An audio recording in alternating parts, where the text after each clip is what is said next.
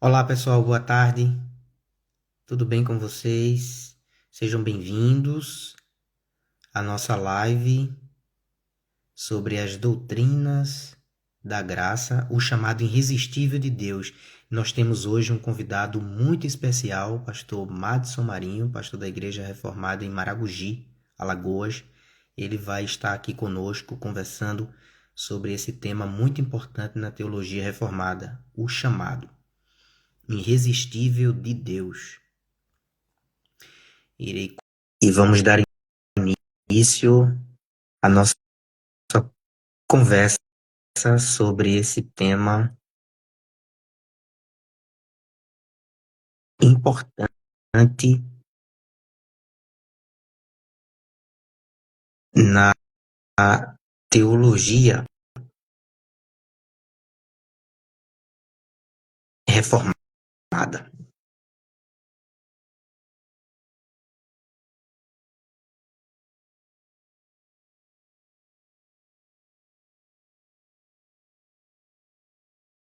Pastor Madson Marinho é altamente competente e vai nos ajudar a entender esse assunto com mais profundidade.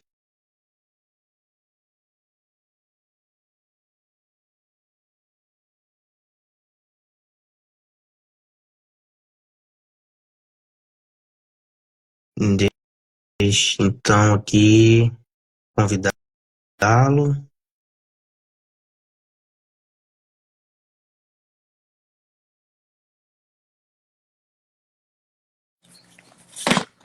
Está aí, pastor Madson Opa, boa Marinho. tarde. Boa Tudo bem? Deixa eu tarde, limpar. graça e Boa paz. Tudo tarde. bem? Tudo bem. Deixa eu só limpar um pouco a câmera aqui, tá embaçada. É jogo rápido. Tá? Deixa eu ver aqui.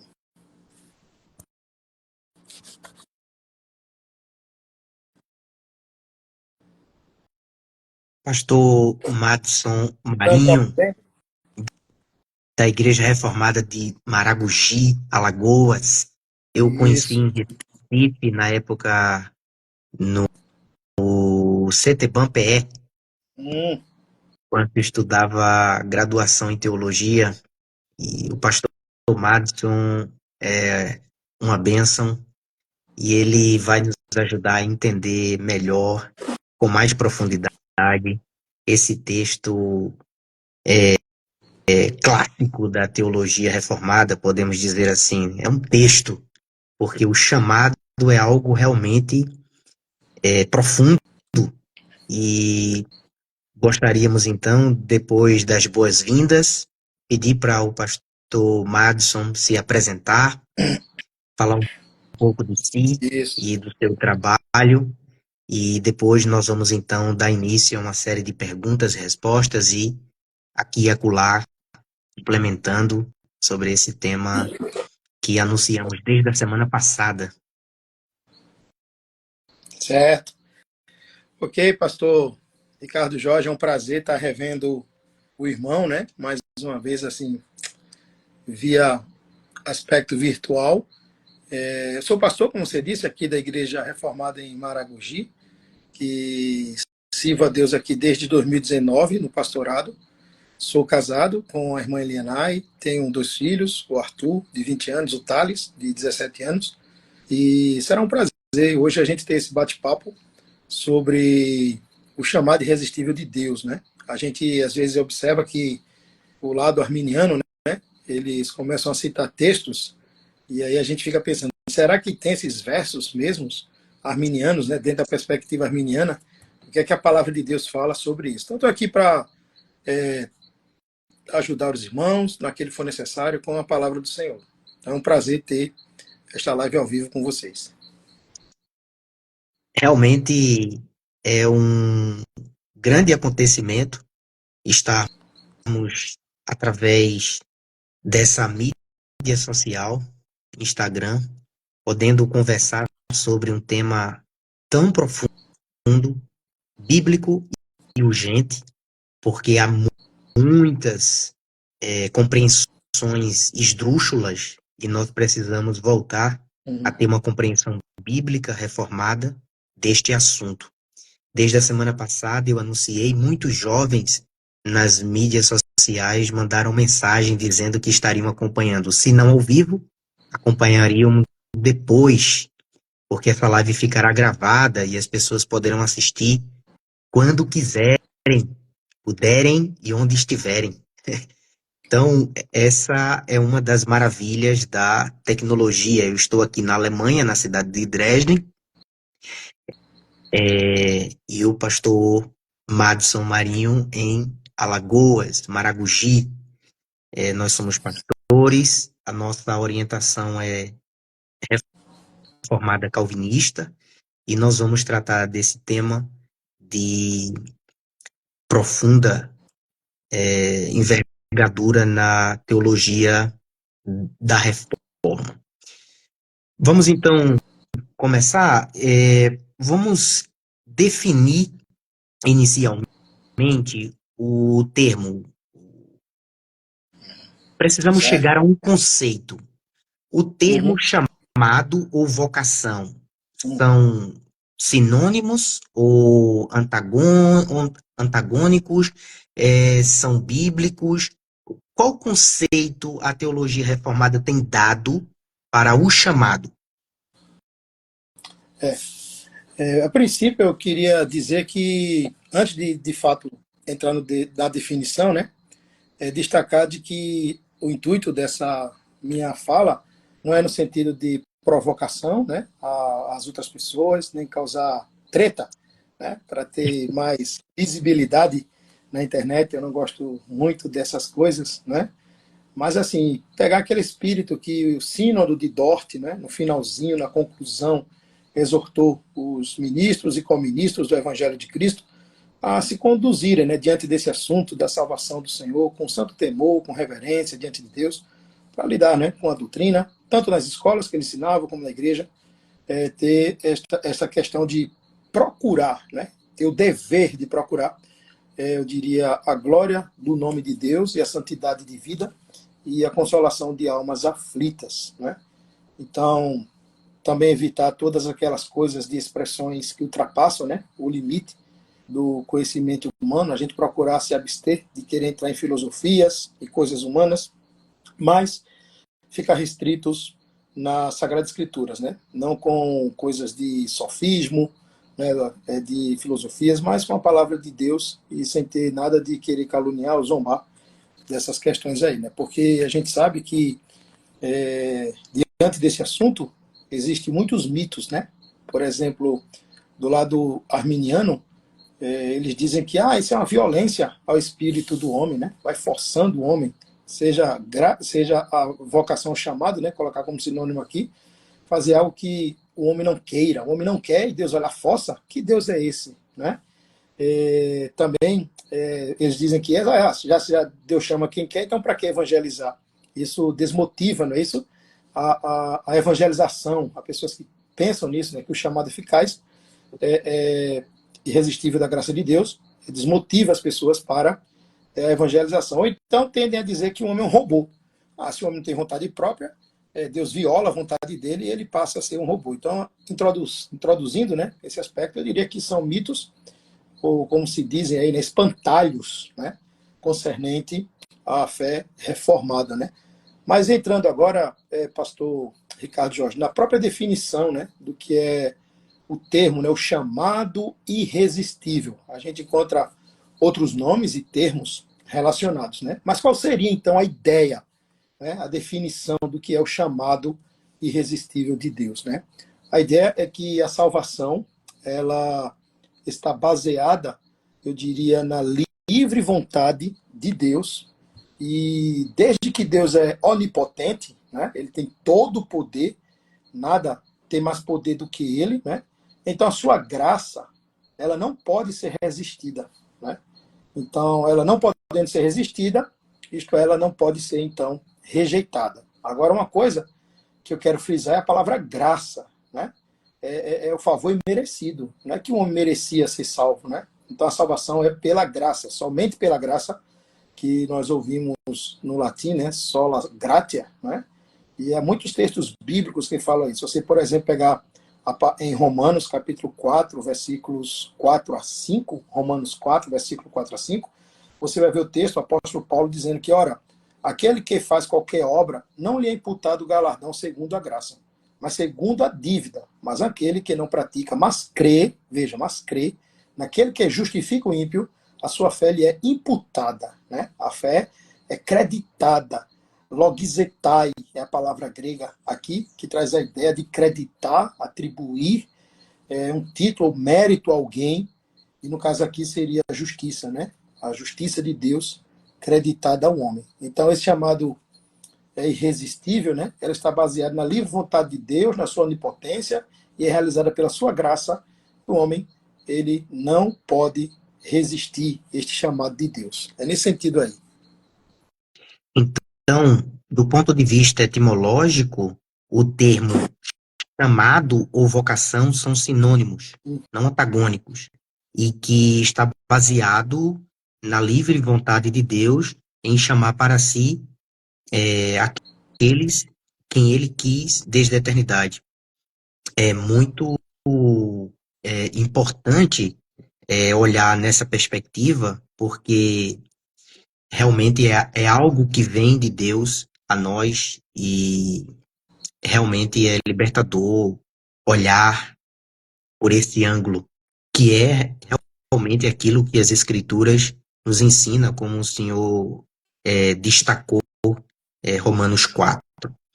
Pois bem, tendo definido o termo e conceituado chamado, precisamos fazer uma diferenciação entre chamado geral e chamado específico. O chamado geral é externo, chamado específico interno. Como a teologia reformada tem diferenciado isso e se esses dois tipos de chamados têm base bíblica? Não, de fato, o Senhor Jesus, quando ressuscitou com poder e grande glória, manda que seu evangelho seja pregado a todos, né? E aí é o que Paulo diz, que não há acepção de pessoas. Então seria essa convocação geral de anunciar o evangelho a perdidos. Temos que partir do pressuposto de que todos estão destituídos da glória de Deus. Todos estão perdidos. Então, há esse anúncio a todos os homens que se arrependam, né? Essa questão. É o famoso João 3,16. Deus amou muito a maneira que deu seu Filho unigênito para que todo aquele que nele crê não pereça, mas tenha a vida eterna, né? Porém, e nesse aspecto, quando o evangelho porque é uma pergunta que surge muito assim, como é que isso se dá, então, né? Então, nesse sentido, quando alguém evangeliza ou prega a palavra de Deus, com certeza, alguns rejeitam, né? Todo ímpio, todo não regenerado, né? Todos nós, vamos assim dizer, um dia ouvimos de alguém o evangelho, não é só o ouvir que automaticamente é chamado, né? Os não regenerados, eles são resistentes ainda ao evangelho, nesse anúncio geral, né?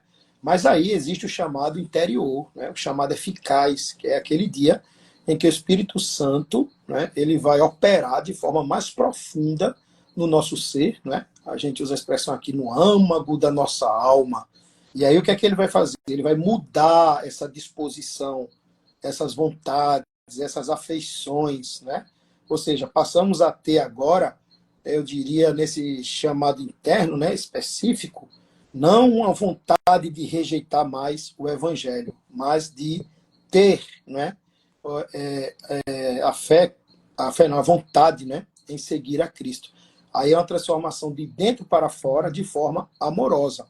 É como se antes de ter Cristo vivêssemos bebendo a vida toda lama para matar a nossa sede, né? Porém, com a obra poderosa do Espírito Santo, nós passamos a beber a água da vida, né? Algo de forma maravilhosa, algo de forma, eu diria, sobrenatural, né? Nós não sabemos como se processa no interior do coração de um homem, literalmente, né? A regeneração, mas sabemos que vem pela palavra. A Bíblia diz que a fé vem pelo ouvir e o ouvir pela palavra de Deus.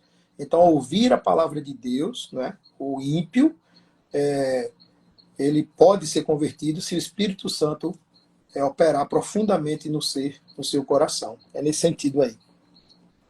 Pastor Madison, depois de definir o termo chamado e conceituá-lo e fundamentá-lo biblicamente, eu acho que nós precisamos diferenciá-lo inicialmente, porque me Uhum. parece que o chamado,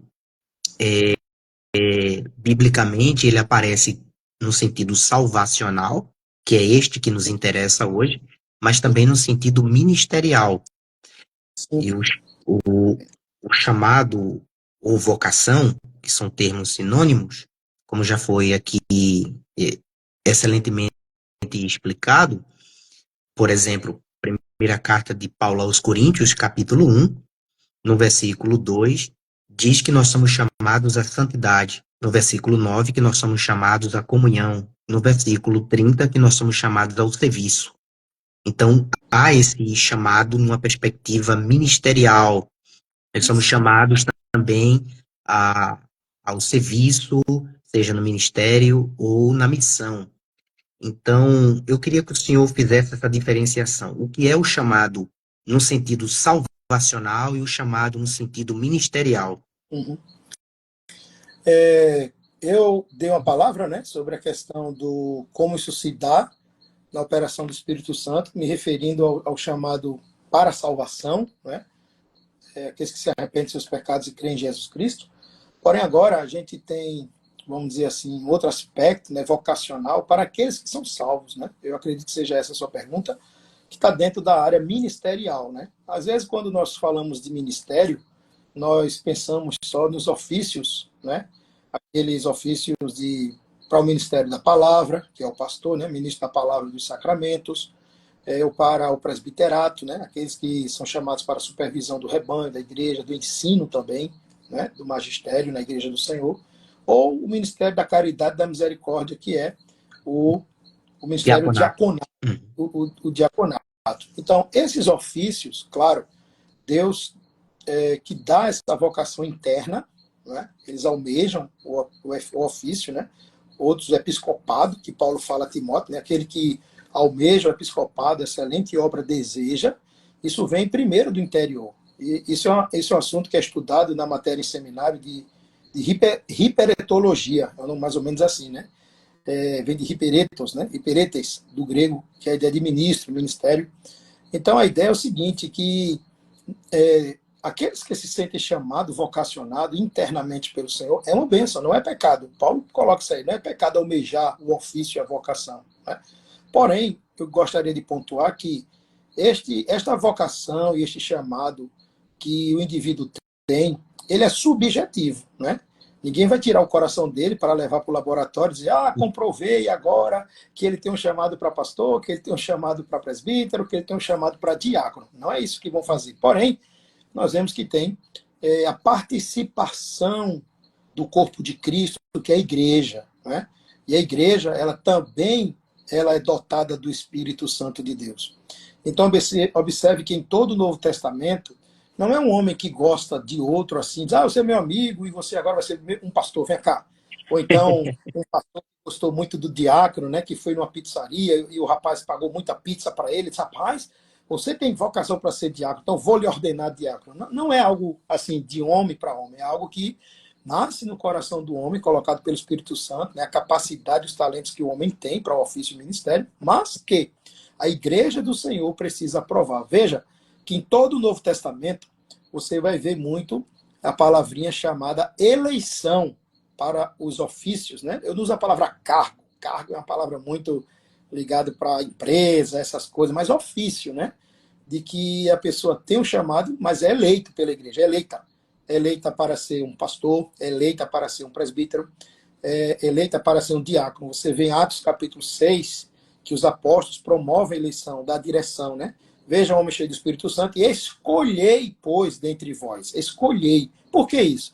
Porque quebra aquela ideia romanista medieval, né, de que o sacerdote, né, os homens do clero, do ofício, é que tem o Espírito Santo, e o povo é só o povinho. É só aquele povo fraco que está ali só recebendo, que eles podem dar como mediadores entre Deus e os homens. Isso foi muito forte na Reforma. Lutero trabalhou sobre o sacerdócio, né, universal de todos os crentes, né? O Espírito Santo, ele não só habita no ministro da palavra, mas ele habita na irmãzinha Maria, né, que está lá no último banco da igreja, que não sabe nem ler nem escrever muitas das vezes, mas que também é templo e morada do Espírito Santo. Então, esse chamado, essa vocação, eu diria, para resumir, começa no subjetivo da pessoa, mas é atestada do lado externo também, de forma objetiva pela igreja. A igreja elegendo esta pessoa e o nome dela, claro, com todas aquelas qualificações que a gente vê em Atos dos Apóstolos, para no caso do diaconato, em Tito, né? A gente vê em 1 Tito ali as qualificações para ser presbíteros e para ser diácono ou ministro da palavra, né? E também Tito, Timóteo e Tito fala sobre essas qualificações. Então a igreja olhando, observando, né? Não irascível, não dado a muito vinho, e outros aspectos que as qualificações vão falando, que governa bem o seu lar, que tenham filhos crentes, né?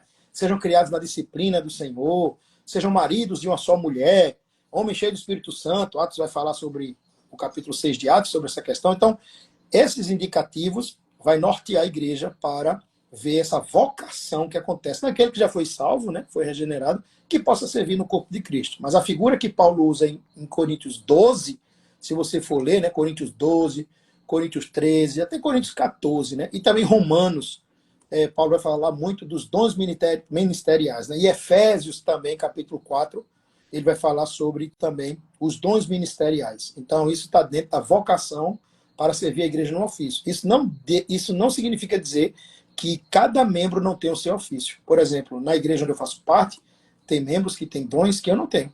Tem membros que olham assim, rapaz, que coisa maravilhosa esses irmãos servindo dessa forma, essa inteligência, a forma como eles enxergam as coisas e atuam, né? Mesmo como membro da igreja. Eu fiz aqui, que coisa maravilhosa, né? O corpo, né, que Paulo fala, né? Assim, o olho não vai dizer para a mão, eu não preciso de você, mas nada, cada um fica no seu lugar, no seu chamado, na sua vocação, dependendo do Senhor, né? Da sua graça para executar tudo, tudo, tudo, tudo, não para ser visto por homens, mas para a glória de Deus, a quem todos nós um dia vamos prestar contas. É mais nesse sentido aí. Está aí, então, a diferenciação entre o chamado no sentido salvacional e no sentido ministerial. Ambos são bíblicos e nós vamos, claro, aprofundar um pouco mais no sentido salvacional. Agora, nós precisamos situar o chamado na Ordem Salutis, né? O que é a Ordem Salutis e qual a sua importância na teologia reformada? Como é que a Ordem Salutis na teologia reformada começa? Começa com a fé, como quase supõe Calvino, ou começa com a eleição, como propõe, ou com o chamado, que é o caso do Anthony Hockman. A Ordo Salutis começa com o chamado ou não? E por quê? Sim. Bom, muito bem. Há uma discussão, né, entre os reformados sobre, de fato, se existe até uma ordem, né? Uma ordem para a salvação. Porque, assim, alguns veem coisas acontecendo ao mesmo tempo, né? A regeneração e chegando à fé, e às vezes fica difícil você destacar, né? Uma ordem assim, primeiro, segundo, terceiro, né? Alguns olham que tem coisas que acontecem como um combo, pá, acontece dessa forma. Mas, se nós fôssemos olhar da perspectiva da teologia bíblica, né? Não da perspectiva da especulação, ou eu diria assim, aquela briga que tem, né, entre supralapsarianismo, né, que vem desde o decreto eterno da eleição, né, e o infralapsarianismo, que contempla a questão a partir do pecado, né, eu diria o seguinte: é só você olhar como aconteceu na sua vida, né, como cristão. Como aconteceu na sua vida? Você não era um cristão, você estava morto em delitos e pecados, é isso? Então, assim, claro que da perspectiva divina, há uma eleição eterna, há uma vontade secreta, né, que nenhum de nós sabíamos quando estavam perdidos no mundo de pecados. Ninguém sabia, eu sou um pecador miserável, mas um dia eu vou ser um crente porque fui eleito. Nem esse assunto entrava na nossa cabeça, né? Mas eu, você e qualquer cristão, se for observar da perspectiva prática, né, nós um dia ouvimos o Evangelho. Alguém um dia leu a palavra de Deus para nós, ou um dia alguém ouviu uma pregação da palavra do Senhor, não é? ou aconteceu alguma coisa relacionada em nossas vidas, né, que nos levou a refletir sobre a vontade de Deus, o que é que eu estou fazendo nesse mundo, de onde eu vim, para onde eu vou, quem eu sou, né, e que nos deixou em crise. E aí partimos para buscar uma resposta nas Escrituras Sagradas, e ao meditar na Escritura Sagrada, a palavra de Deus, né, ela operou poderosamente em nosso coração. Então, eu não sairia daquele trilho do apóstolo Paulo para entrar nesse caminho dizendo que a fé vem pelo ouvir pela palavra de Deus. Porém, nós sabemos que nós éramos mortos em delitos e pecados. Efésios 2 fala sobre isso, versículo 1. Então, como morto, o morto não tem vontade própria, você não vai para o cemitério dialogar, né, ficar conversando e esperando alguma reação de um morto. Morto é morto, morreu, passou. Né? Não tem essa questão de a pessoa ter o livre-arbítrio, porque o arbítrio já foi subjugado, escravizado por causa da natureza caída do pecado. Talvez antes do pecado poderíamos conversar um pouco sobre o livre-arbítrio. Porém, depois do pecado, a natureza humana foi condenada, né? E assim, nós herdamos de Adão o pecado, e este pecado faz com que nossa vontade, todas as nossas coisas sejam contrárias a Deus e contrárias ao nosso próximo. A ponto tal de nenhum homem hoje dizer assim, não, eu tenho livre-arbítrio, então eu não vou pecar até morrer, porque eu quero. Se eu quero e tudo que eu quero eu faço, eu não vou pecar até morrer. Você vai ver que vai ser impossível isso, né? Aí você descobre que o homem não tem, de fato, livre-arbítrio no sentido da salvação e desse aspecto aí, né? Então eu diria que ele precisa ser regenerado, tá? Ele precisa ser regenerado. Sendo regenerado, ele passa a crer. Eu acho que esse é o caminho. O contrário seria colocar o carro na frente dos bois, entende? Quando você quiser andar de charrete e colocar a regeneração na frente e depois a fé. Não, eu tenho que crer para ser salvo, para ser regenerado. Não nesse sentido, não. Nós cremos que o homem ele é primeiro regenerado, a sua natureza é ressuscitada, ele é tornado nova criatura e ele passa agora a crer. E aí vem, que eu falei, né, todas aquelas questões que Paulo elenca, né, em Romanos 8, 28, 29 e 30, né, aos que conheceu, predestinou, justificou, chamou, justificou, né, e glorificou, como um ato único. Você vê que aquilo ali está no auristo, né? No grego traz a ideia de um ato único. Aquele que foi amado desde a eternidade por Deus, ele não perderá sua salvação, ele será glorificado. Talvez no português não traga essa ideia, não é, ali do texto, mas a gente crê, né, pela palavra de Deus, que de fato o primeiro passo é isso, a regeneração. Nessa regeneração, o homem tem esse arrependimento, tem a fé, e vem toda essa obra da graça de Deus. O que eu sei, e que Paulo diz, né, pela palavra em Efésios 2, é que isso não vem de vós, é dom de Deus, né? Salvação pela fé, mediante a graça, isso não vem de vós, em Cristo Jesus, né? Salvação em Cristo Jesus, a fé é o instrumento, ela vem, tudo isso da obra do Senhor Deus em nossas vidas. É nesse caminho aí. Então, nesse caso, ocorre a regeneração e a fé não de forma cronológica ou sequencial, mas simultânea. Sim, eu diria que a regeneração, Como um ela ato é único, algo, contínuo. é um ato único, a regeneração, ela não é um processo, né? Você Uhum. não fica sendo regenerado sempre, né? Com a justificação também é um ato, a santificação é um ato, mas também é um processo, né? A santificação, precisamos crescer em santidade buscando o Senhor. Mas regeneração, não existe essa de dizer assim, eu nasci de novo e depois eu morri.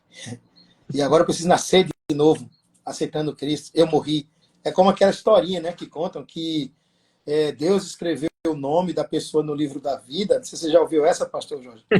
Que escreveu o nome no livro da vida, a pessoa saiu da igreja e Deus, eita, ela saiu do caminho do evangelho. Aí apagou o livro, o nome da pessoa. E a pessoa entra de novo na igreja, voltou? Eu agora vou escrever de novo. E se a pessoa sai, entra, sai, e fica essas coisas, né? Jesus mesmo, pregando o evangelho a Nicodemos, disse que quem nasce do Espírito é Espírito, né? O nascimento espiritual, a obra do Espírito Santo é como um vento, não sabemos de onde vem nem para onde vai. Assim é todo aquele que é nascido do Espírito de Deus. Então, é uma obra gloriosa que Deus opera no coração de adultos, né? Que nós podemos ver através dessa questão de crer, mas também de crianças. Você vê quando Jesus Cristo, Maria se encontrou com sua prima Isabel, João saltou no ventre. E João já era cheio do Espírito Santo. E Jesus disse que quem não nascer de novo não pode entrar no reino de Deus. Não sei como João se converteu, não sei como foi a pregação e a obra do Espírito Santo no ventre da prima de Jesus Cristo, né, de Maria. Eu não sei como o Senhor operou no coração de João, mas diz a Bíblia que ele era cheio do Espírito Santo.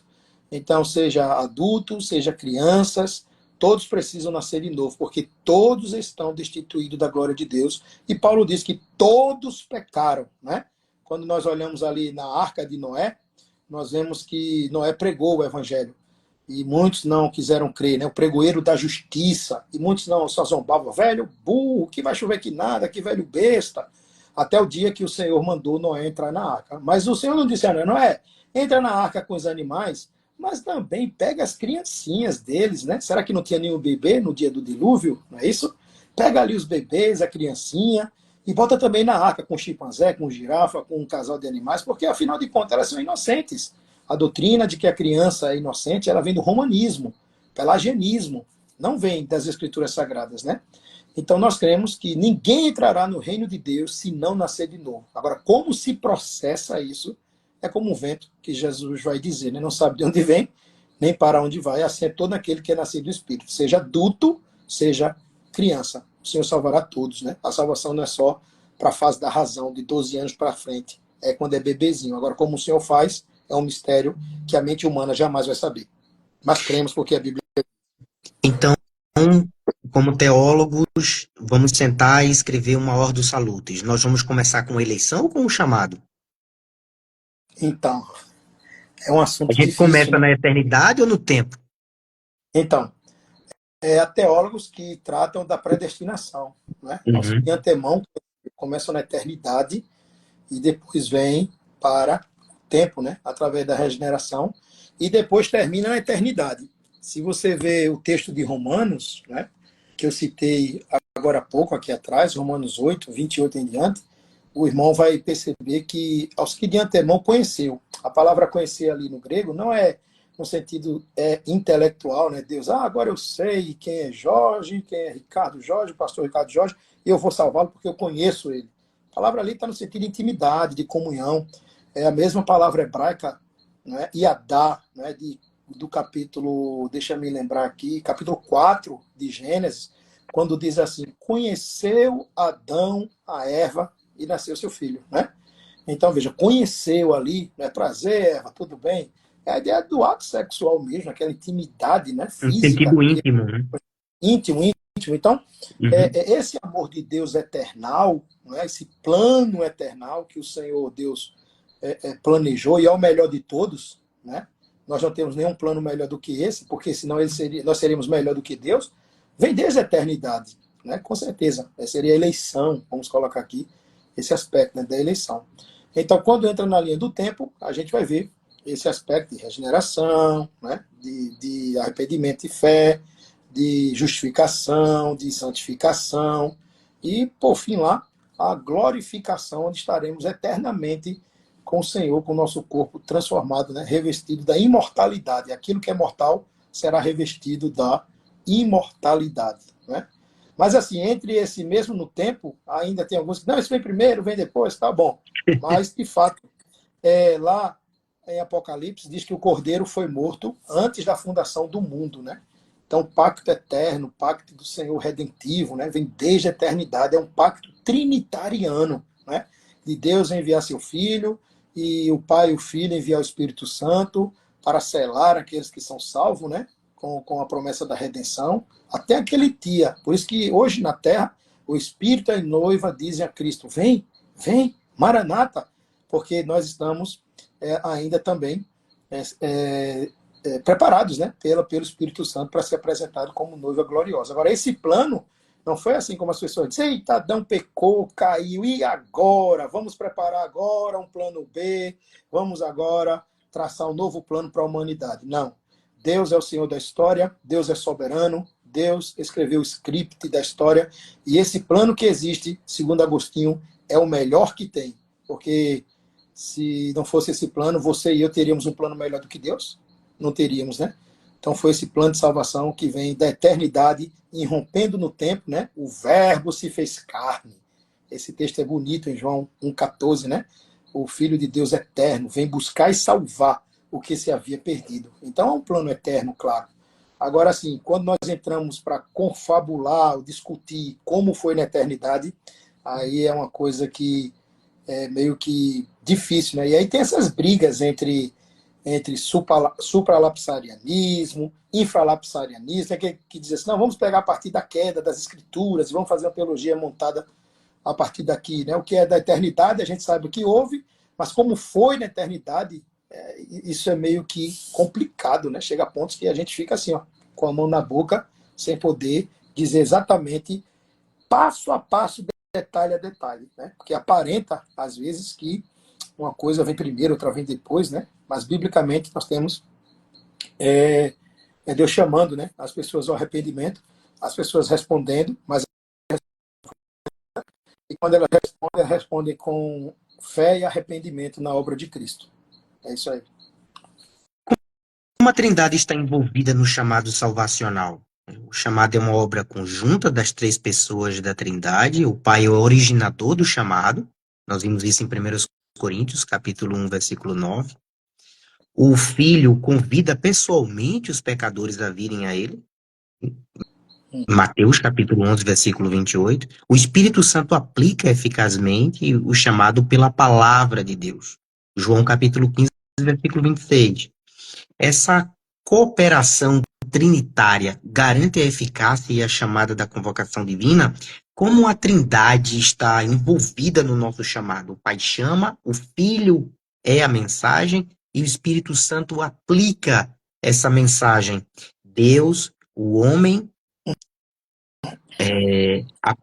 o Evangelho e a resposta. Como é que se dá isso? Como é que a Trindade se envolve com o chamado salvacional? E quais são as ações das pessoas da Trindade? Tiago, não, o pastor Ricardo Jorge, uma boa pergunta, né? A Trindade, ela sempre agiu em grandes atos, né, da redenção. Você vê a Trindade agindo na criação, né, o Pai, o Filho, né, e o Espírito Santo, né, Deus falando, criando, haja luz, né, e disse Deus, o Logos, né, e também o Espírito Santo pairando sobre a face das águas. Você vê o Espírito Santo também, há quem coloque até na bênção apostólica, né, que o Senhor te guarde, o Senhor tenha misericórdia de ti, o Senhor levante o rosto. Há quem coloque ali como a atuação da Trindade, né, para o povo de Deus na antiga aliança. No nascimento de Cristo, você vê o Pai falando, né, a virtude do Altíssimo, o Espírito Santo concebendo, e o ente santo que ele tinha de nascer, Cristo, né, será o Filho de Deus, é o Filho de Deus. Então a gente vê, de fato, em grandes obras, a Trindade agindo. Se lermos Efésios, né, capítulo 1, nós vamos ver isso aqui. Deixa eu pegar o texto bíblico aqui, que nós vemos, para responder a sua pergunta, de fato, a Trindade, ela atuando, né, no processo da salvação do homem, né? E aqui nós temos Efésios, deixa eu pegar a minha Bíblia aqui, tá? Eu vou botar lá, Efésios, capítulo 1, você vê ali a obra da Trindade, a partir do versículo 3, as bênçãos de Deus em Cristo, autor da nossa redenção. Jesus é autor da nossa redenção, autor da nossa fé, né? É aquele muito bonito do Logos, né? Mas Hebreus fala também que ele é autor e consumador da nossa fé. Mas voltando aqui para Efésios 1, versículo 3 e diante, se você puder acompanhar, veja o que diz. Bendito Deus e Pai de nosso Senhor Jesus Cristo, que nos tem abençoado com toda a sorte de bênção espiritual na região celestial. Assim como nos escolheu nele, em Cristo, né? Antes da fundação do mundo, que nós estamos conversando agora há pouco, né? Antes da fundação do mundo, para sermos o quê? Santos e repreensíveis perante ele em amor. Não é uma eleição vazia, é uma eleição prática, né? Você é salvo para ser santo, para viver santo perante o Senhor. Nos predestinou para ele, para a adoção de filhos, por meio de Jesus Cristo, segundo o beneplácito da sua vontade, para o louvor da glória de sua graça, que ele nos concedeu gratuitamente no amado. Então aqui a gente vê a obra do Pai, né? O planejamento, na questão do chamado, da salvação, que você tem colocado aí, na questão da adoção, que é por meio de Jesus Cristo, essa bênção, né, que o Pai tem nos dado. Mas diz que temos a redenção pelo sangue em Jesus Cristo, versículo 7, né, no qual temos a redenção pelo sangue e a remissão dos pecados, segundo a riqueza da sua graça, que Deus derramou abundantemente sobre nós em toda a sabedoria e prudência. Então nós vemos aqui a obra do Filho, né, em relação à salvação. Primeiro o Pai, como você falou, planejando, o Filho vindo executar, né, que ele desvenda para nós o mistério da vontade eterna, né? Versículo 9 diz, desvendando-nos o mistério da sua vontade, segundo o beneplácito que propusera em Cristo Jesus, que era fazer convergir nele, na dispensação da plenitude de todos os tempos, todas as coisas, tanto as do céu como as da terra, né? E aí, ele continua falando, mais à frente, se você for ler, né, versículo de número 13, em quem também vós, depois que ouviste a palavra da verdade, veja que a Escritura coloca muito a palavra de Deus, a palavra que criou o mundo, haja luz, é a palavra que transforma o coração de pedra em carne, né? A fé vem pelo ouvir a palavra. Então, depois que ouviste a palavra da verdade, o evangelho da vossa salvação, tendo neles também crido, veja, crença, fé, né? Fostes selados com o Santo Espírito da promessa. E aqui tem agora a Trindade, né? A terceira pessoa da Trindade, que ela está nos selando. E o selo, no mundo antigo, né, era usado para identificar a propriedade da pessoa, principalmente naquela região portuária, né? As pessoas chegavam às suas encomendas, tinham selo e tinham um destino certo, onde aquilo ali ia chegar. Olha, esse produto é de fulano de tal e ele vai para tal destino. O selo já garante isso, né? É a garantia de que aquele produto é dele, pertence a ele. Então Deus faz assim, o Pai planeja, envia o Filho, e como prova de que nós pertencemos ao Senhor e que vamos estar com o Senhor na redenção dos últimos dias, Ele nos dá o Espírito Santo como selo dessa promessa, né? Somos selados com o Espírito Santo da promessa. Ele usa a palavra selo, no versículo 14, em referente à terceira pessoa da Trindade, né? É usar também a palavra penhor. Ele é o penhor da nossa herança, né? O penhor é uma linguagem do mundo comercial, né? Era muito usado, até hoje, é usado em bancos, né? Qual a sua penhora? Você pode deixar o seu carro, sua casa penhorado, seus bens, como garantia de que você vai cumprir o que você fez, o acordo, né? O empréstimo que você pegou. Agora, pensa isso em relação à salvação. O próprio Deus, Pai e Filho operando, né? Pai planejando, o Filho executando, e nos dando o Espírito Santo como selo, dizendo, ó, este é meu filho, está selado com meu Espírito, pertence a mim, é propriedade particular minha, né? E essa propriedade terá o destino, novos céus, nova terra, não é isso? E agora, ele diz como garantia, e também do Espírito Santo, como garantia dessa promessa de que vocês estarão comigo, como penhor, eu penhoro o Espírito Santo, né? Para quando chegar o momento do resgate dessa propriedade em louvor da sua glória. Então, pastor Ricardo Jorge, é uma pergunta boa, e nós vemos em Efésios 1, versículo 3 ao 14, a obra trinitária com relação ao chamado, com relação à atuação do Pai, do Filho e do Espírito Santo. Eu diria isso que você falou mesmo, né? O Pai é o que planeja, né? Esse plano eterno, o Filho é o que executa, ele não só trouxe a mensagem, mas ele é a mensagem do Pai, né? A mensagem de Deus, ele vem para glorificar o Pai e procede do Pai e do Filho, o Espírito Santo, que vem agora para falar das coisas que Cristo nos ensinou e nos fazendo lembrar a sua palavra, né? E aí nós temos a Bíblia, o Novo Testamento inspirado pelo Espírito Santo. O Espírito Santo convencendo o homem do pecado, da justiça e do juízo, levando ele ao arrependimento. Ele vai convencer, ele não vai conversar assim, olha, o que tu queres? O que é que tu acha? O texto fala que ele convencerá o homem do pecado, da justiça e do juízo. Então é uma obra maravilhosa, trinitária. Nossa salvação é uma salvação gloriosa em Deus Pai, Filho e Espírito Santo. Seria aí. Excelente. Que bênção, maravilha. Meu coração está em estado de graça. Porque é isso mesmo. Que evangelho maravilhoso este. Como foi que as pessoas se desviaram de um evangelho assim? Se desviaram não no sentido de perder a salvação, mas no sentido de negociar o evangelho, adulterar, vender esse evangelho por qualquer migalhas que esse mundo oferece. Um evangelho maravilhoso como esse, extraordinário, E assim, pastor, maravilhoso. por exemplo, Mateus 11, 25 a 27, Jesus, ele dando a resposta lá, né, naquele contexto, ele dá graças a Deus acerca desse plano de salvação, né? Ele diz assim: graças te dou, ó Pai, Senhor dos céus e da terra, porque ocultaste estas coisas aos sábios e entendidos. Então veja assim, os grandes de Roma, os imperadores, os filósofos, os historiadores, os sábios, os cronistas, essas coisas foram ocultadas dos grandes e poderosos naquela época, os que se achavam sábios e entendidos. Mas Deus Pai, né, quis revelar aos pequeninos. O Deus Pai quis revelar a Pedro, um pescador, e não ao imperador, nesse sentido, né? Um poderoso daquela época, né? E ele diz assim: sim, ó Pai, porque assim te aprovo. Isso fala de soberania de Deus. Ele faz do jeito que ele quer, da forma que ele quer, com quem ele quer, né? E ele diz assim ainda: todas essas coisas foram me entregues por meu Pai. E ninguém conhece o Filho senão o Pai, e ninguém conhece o Pai senão o Filho. E aquele a quem o Filho quiser revelar. Aquele a quem o Filho o quiser revelar, né? Então, se ele quiser revelar, o que vai acontecer? Vai haver o novo nascimento, né? Mas em João 12 diz que todos aqueles que creram, né, deu o poder de serem feitos filhos de Deus, portanto, creram no seu nome. Mas ele continua no versículo 13, não é? Os quais não nasceram do sangue, nem da vontade da carne, nem da vontade do homem, mas nasceu de Deus. Não é? Então veja que necessário é o quê? Nascer de novo. Outra versão coloca nascer do alto, nascer de cima para baixo, né? O verbo nascer ali está no passivo, né? Até no sentido físico, a gente não diz assim: eu quero nascer.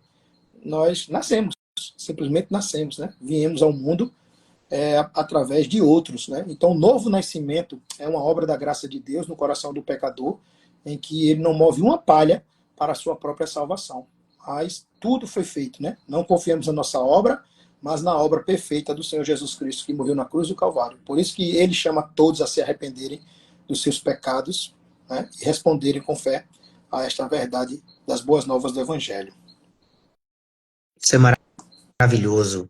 Realmente é uma boa notícia. Hum. Eu, por um lado, fico feliz porque esse é o verdadeiro evangelho e vamos conversar a próxima semana com o pastor Paulo Brasil sobre o verdadeiro evangelho. Que bom mesmo. E esse é o verdadeiro evangelho, o evangelho bíblico, o evangelho trinitário, o evangelho reformado. E eu fico triste quando vejo no Brasil as pessoas deturpando, adulterando, se desviando desse evangelho e conduzindo pessoas ao erro. Mas tudo isso também está dentro da providência de Deus e nós não somos pegos de surpresa com isso, mas agradecemos a Deus por uma obra tão magnífica como o evangelho e por ele nos incluir nesse plano redentor. Verdade. Que maravilha. Que benção. Realmente é extraordinário. Mas Eu vamos conversar penso. um pouco mais sobre qual é a diferença entre o chamado geral e o chamado eficaz. É, conceitualmente, na teologia reformada, o chamado geral é universal, externo e irresistível. Ele ocorre por meio da proclamação do evangelho e da revelação natural. Isso. É, mas não leva necessariamente à salvação. Uhum. Já o chamado eficaz é interno, espiritual e irresistível. O chamado Isso. é pessoal, porque Deus chama pessoas. Ele é intransferível, porque o chamado é individual. E também é um chamado irresistível, porque Deus é todo-poderoso. E ninguém pode resistir ao seu chamado, à sua voz. É, então, o chamado eficaz é interno, espiritual e irresistível. É a ação soberana do Espírito Santo que transforma o coração do eleito, gerando fé verdadeira e arrependimento. Essa concepção reformada, ela tem base bíblica? Sim, sim, com certeza. Há vários textos bíblicos, né? 1 Coríntios 1, 26 a 28, diz assim: porque vede, irmãos, a vossa vocação, que não são muitos os sábios segundo a carne, nem muitos os poderosos, nem muitos os nobres que são chamados. Então, assim, poderiam ser chamados? Poderiam. Não poderia ser chamado? E o bom do evangelho é que ele não ele triunfa com fracos, né? Ele triunfa com pequeninos. Porque assim seria muito fácil até eu dizer, também é bom demais. O cristianismo sempre teve poderosos, gladiadores da fé, né? Sempre teve reis, imperadores, e esses homens foi que fez o cristianismo crescer no mundo, pelo braço de carne, pela inteligência, pela sabedoria, o cristianismo cheio de filósofos, etc. As pessoas poderiam dizer isso assim, né? Mas veja que Paulo está dizendo à igreja aos Coríntios que a vocação da igreja, daqueles irmãos, né, não eram muitos sábios, segundo a carne, né, e segundo os poderosos, nem muitos nobres, que são chamados. Mas o 27 diz: Deus escolheu as coisas loucas deste mundo. Deus escolheu as coisas loucas deste mundo para confundir as sábias. E aí entra o chamado ponto 2, né, que você falou, né, pessoal, do Espírito Santo e etc, né, que você dividiu nesses dois aspectos, não o geral, mas o específico. Deus escolheu as coisas fracas deste mundo, para confundir as fortes. E Deus escolheu as coisas vis deste mundo e as desprezíveis e as que não são para aniquilar as que são. Então veja que texto maravilhoso, né, que mostra essa relação até, né, entre o chamado geral e o chamado específico, né? Porém, o chamado geral, todos esses homens também, mesmo rejeitando o evangelho, né, nesse sentido, eles serão julgados pelo Senhor, né? Nós vemos Romanos, você perguntou, tem base bíblica? Romanos 1. Romanos 1, versículo 18, nos diz: a ira de Deus se revela do céu contra toda impiedade e perversão dos homens que detêm a verdade pela injustiça. E no 19 ele vai dizer: por quanto que de Deus se pode conhecer, é manifesto entre eles. É manifesto entre eles o que de Deus se pode conhecer, né? Deus escreveu, né, vamos assim dizer, no coração dos homens a sua lei. E ele diz que Deus lhe manifestou. Versículo 20: porque os atributos invisíveis de Deus, assim como o seu eterno poder, como também a sua própria divindade, claramente se reconhecem desde o princípio do mundo. Veja, desde o princípio do mundo, antes de haver cruz, né? Claro que a cruz é antes do mundo mesmo, né? Deus, antes de dizer haja luz, Deus disse haja cruz, porque o cordeiro é morto antes da fundação do mundo. Mas desde o princípio do mundo, sendo percebidos por meio das coisas que foram criadas, veja aí na revelação geral, né? Tais homens, então, são indesculpáveis. Eles são indesculpáveis, porque eles tiveram, Paulo vai dizer, um conhecimento de Deus, mas não glorificaram a Deus, nem deram graças ao Senhor. Então, seus raciocínios, sua lógica, tudo se tornaram nulos e ficou obscurecido esse coração deles, né, que Paulo vai chamar de coração insensato. Mas eles se achavam o quê? Sábios. Oh, nós somos sábios. E Paulo diz: tornaram-se loucos. Vocês mudaram a glória do Deus incorruptível em semelhança de imagem, né, do homem corruptível. Então eles mudaram, eles preferiram a criatura em vez do Criador, né? E aí fizeram os ídolos, hoje os ídolos do coração, né? Tão falado hoje, atualmente, né? Como aves, quadrúpedes e répteis. Então o que acontece? Diante da idolatria, Deus entrega a eles a sua própria maldade, né? Deus entregou tais homens à imundícia, nos diz o texto, versículo, deixa eu ver aqui, 24. Por isso Deus entregou tais homens à imundícia, pelas concupiscências de seu próprio coração, para desonrarem o corpo entre si. Pois eles mudaram a verdade de Deus em mentira, adorando e servindo a criatura em lugar do Criador, qual é bendito eternamente. Amém. E uma coisa que as pessoas não notam é que do céu Deus revela a sua ira, que é um dos assuntos que hoje em dia está sendo pouco falado nas pregações, a ira de Deus, a geração que a gente vive, né? A geração mimimi, geração Z, a geração almofada, que não pode dizer palavras duras, que não pode tocar em temas duros. Você vê do céu, Deus revela a sua ira. E tem mais ainda, versículo 26 diz que Deus entregou a paixões infames. Rapaz, Deus santo entregar o pecador a paixões infames é o que Paulo diz em Romanos 1, 26. Porque até as mulheres mudaram o modo natural de suas relações íntimas por outro, contrário à natureza. E os homens também, deixando o contato natural da mulher, ou seja, deixou de ter relação com a mulher, passa a ter mutuamente, devido à sua torpeza, né, sua sexualidade, homens com homens. E o que é que nós estamos vendo hoje aqui, no mundo? O crescimento do homossexualismo, né? Os movimentos e as coisas mais, as pessoas querendo entrar por este caminho. mas diz que recebe em si mesmo a própria punição do seu erro. Então eu diria aqui em Romanos que a origem do homossexualismo é Deus entregando os homens às paixões infames, revelando assim a sua ira, já aqui, a esses que estão vivendo assim, porque não quiseram dar glória ao Criador, né? Embora Deus revelou seus atributos, né, na criação, na natureza, que revelam um grande Deus. Então eles são indesculpáveis também perante o Senhor, né?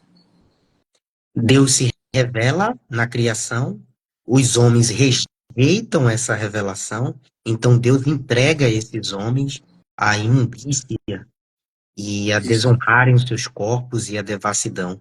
Realmente é assustador, mas é bíblico. É E bíblico. é uma análise fidedigna da nossa sociedade hoje. É como se Romanos 1 fosse a notícia capa 1 do jornal, É porque verdade. é o que acontece hoje. É o que É, meu irmão. acontece hoje. É Calvino, verdade. Calvino, ele nos lembra que o chamado é universal, mas a eficácia é no particular. Então, Calvino Uhum. tinha essa concepção de que o chamado é geral, mas também é no particular, e acabamos de ouvir aqui a fundamentação bíblica para essa conceituação reformada. Agora, nós vamos conversar um pouco. O chamado eficaz anula a liberdade humana? Como é que essas coisas são explicadas ou relacionadas? É possível o chamado eficaz não anular a responsabilidade humana e por quê? É um assunto porque às vezes as pessoas caem, né, nessa dicotomia, né, de que houve uma rejeição, né, da vontade do homem, né? A gente diz que essa vontade ela é vivificada, né? Ela é vivificada, as afeições, os desejos para de fato buscar ao Senhor, né? Tem uma confissão de fé que é até batista, né? A sua confissão no capítulo 10, o 13, diz assim: aqueles a quem Deus predestinou para a vida, ele se agrada em chamar eficazmente no tempo aceitável e por ele mesmo determinado, por É meio a da sua Confissão de Fé palavra. Batista de 1689. É 1689, a isso Confissão mesmo. Né? de Fé Batista de 1689. Isso mesmo. 1689, isso Excelente. mesmo. Por meio da sua palavra, de seu espírito. Eu quis citar ela mesmo com você, viu? Eu fui proposital esse ponto nela. Você é um pastor batista, eu não vou citar a confissão de artemista e nem a confissão belga, não. Eu vou citar Eu a sou um confissão pastor batista reformado calvinista. calvinista, citando aí, não Que é isso? fique claro. É. Então, veja, é, continuando, né? No tempo aceitável, por ele mesmo determinado, por meio de sua palavra, que ele chama, e de seu espírito, do estado natural de Uhum. pecado e morte para a graça e a salvação por Jesus Cristo. Isso Deus faz, vê como ele começa, como diz o texto, isso Deus faz iluminando-lhes a mente de maneira espiritual e salvadora para que compreendam as coisas de Deus. Então, a mente dele está obscura, chega à luz do evangelho. Aí o que é que Deus vai fazer? Tirando-lhes o coração de pedra e dando-lhes um coração de carne, renovando-lhes a vontade. Tá vendo? Renovando-lhes a vontade. E pela sua onipotência, predispondo-os para o bem e trazendo-os irresistivelmente para Jesus Cristo. Então, há uma transformação de dentro para fora, né? Que os reformados chamavam que era que o Senhor atraía não com correntes como tirano, mas com cordas de amor, né? E fazendo aquela vontade que antes era indisposta a ser uma vontade disposta, né? Aí continua o texto. No entanto, eles vêm a Cristo espontânea e livremente, porque a graça de Deus lhe dispõe o coração para isso. Entende? A chamada eficaz é resultante da graça especial e gratuita de Deus e não de algo que de antemão seja visto no homem, nem de poder algum ou ação da criatura cooperando com a graça especial de Deus. Não há nada que nós possamos cooperar, né, com a graça especial de Deus. Por estar morta em pecados e transgressões, a criatura mantém-se totalmente passiva. até que na chamada eficaz ela seja vivificada e renovada pelo Espírito Santo. A pessoa, então, é habilitada a responder a essa chamada e a abraçar a graça que ela comunica e oferece. Por isso, é necessário um poder de modo. É necessário, diz aqui, por isso é necessário um poder que, de modo nenhum, é menor do que aquele que ressuscitou Cristo dentre os mortos. Eu gosto dessa última frasezinha porque o poder que ressuscitou Cristo dentre os mortos é o poder que transformou o coração do pecador de pedra em carne. Isso é lindo, é muito maravilhoso, né? E aí, a Confissão de Fé Batista, né? 1689, capítulo 10, artigo 3º, né? É um documento reformado, né? Mas os arminianos dizem isso não. Os arminianos dizem assim, não, o Espírito Santo faz de tudo que pode para influenciar cada pessoa a converter-se a Deus. Isso aí é uma heresia, né? Eles diziam também que o Espírito Santo não pode produzir o arrependimento e a fé na alma sem que esta exerça seu livre-arbítrio. Eles dizem aí, para escolher o arrependimento e a fé. Estas são, né, pelo menos, em parte, ações e contribuições do próprio homem. Isso é uma doutrina herética. Imagina, o cara está morto, aí o Espírito Santo ressuscita a pessoa, para ele produz, né, arrependimento e fé, para que ele creia, né, através do seu livre-arbítrio, ele vai dizer, não, eu não quero Cristo. Aí falta morrer de novo? Assim, é uma ideia maluca, né? Eles vão dizer que o Espírito Santo chama Contraditória. apenas exteriormente. Não, o Espírito Santo está chamando apenas exteriormente. Essa chamada é sempre irresistível, né? Isso é uma heresia. Outra coisa que os arminianos dizem sobre o chamado eficaz é que a obra regeneradora do Espírito Santo é realizada somente quando o homem responde e coopera. Essa palavra cooperação é bronca, porque Romanos 9 vai dizer, não depende de quem quer, nem de quem corre, mas de quem Deus se compadece, né?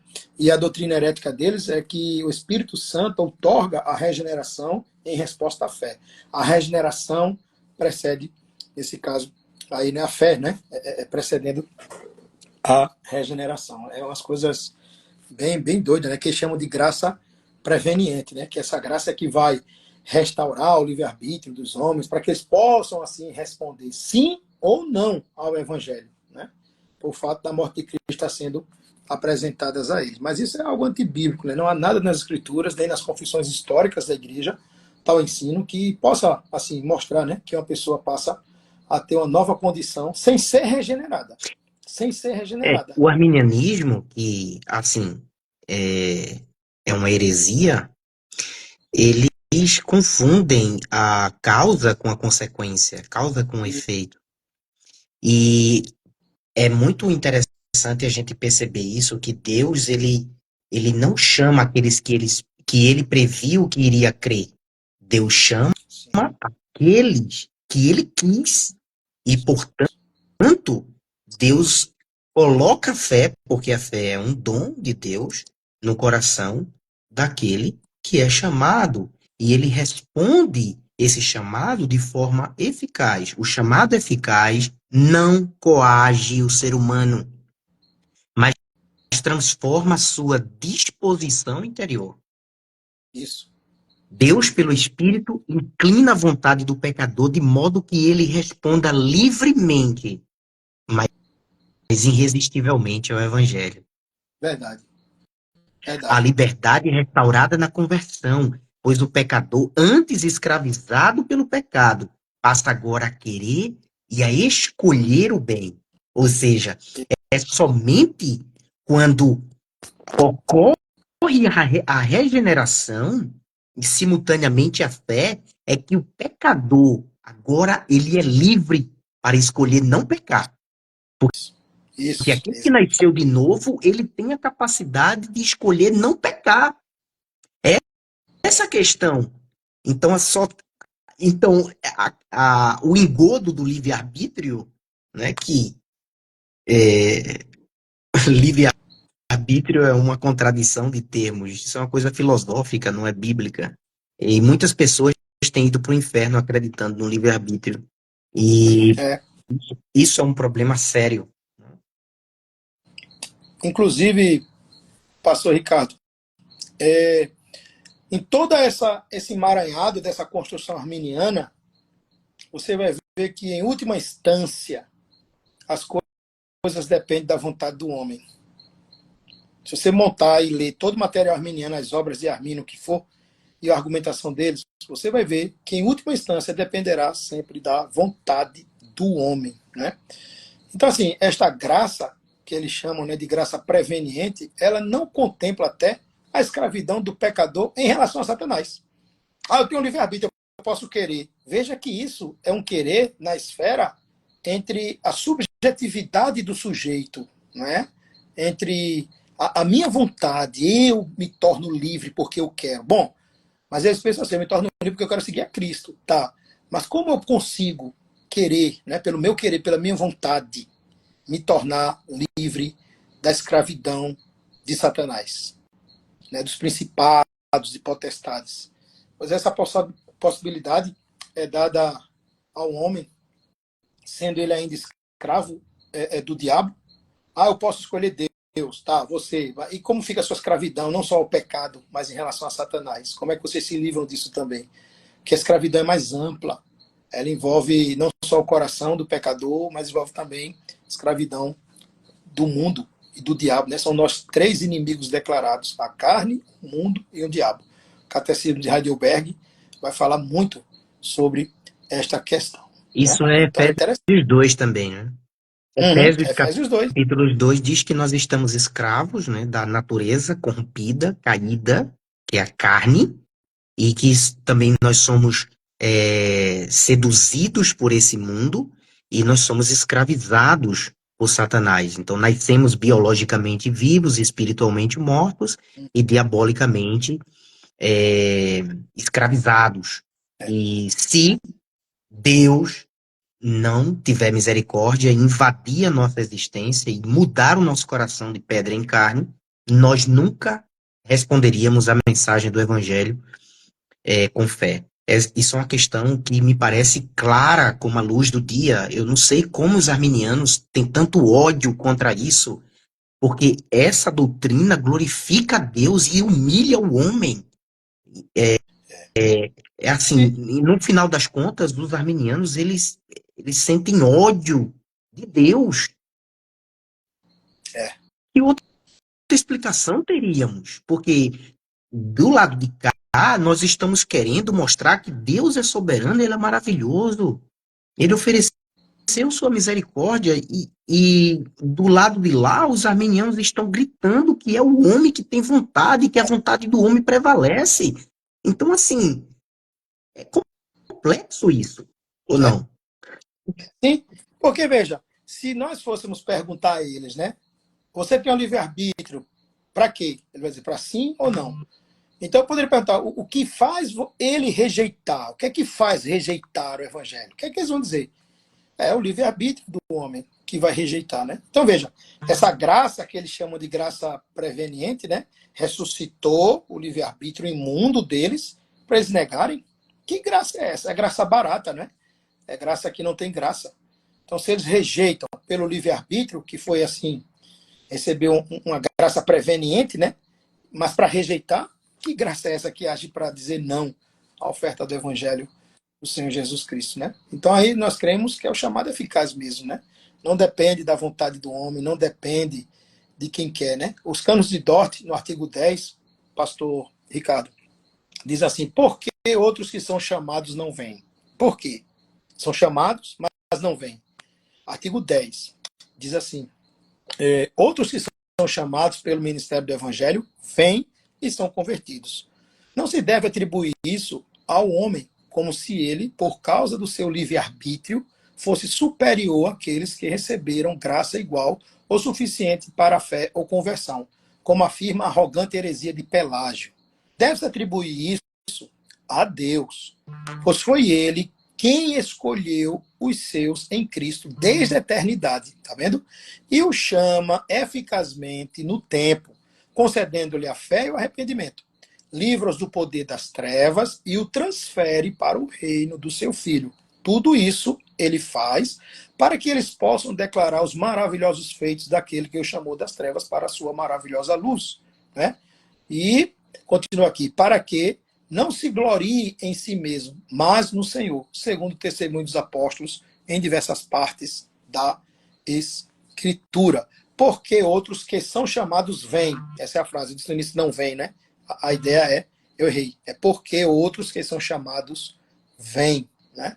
E como é que Deus opera essa conversão? Artigo 11 continua. Deus realiza, nos canos de Dort, né? Deus realiza o seu beneplácito nos eleitos e opera neles a verdadeira conversão da seguinte maneira. Ele cuida para que o evangelho seja pregado, e a gente já falou disso aqui, né? Ilumina, a gente falou aqui na confissão batista, né? Poderosamente as suas mentes pelo Espírito Santo, de sorte que possam compreender e discernir corretamente as coisas do Espírito de Deus.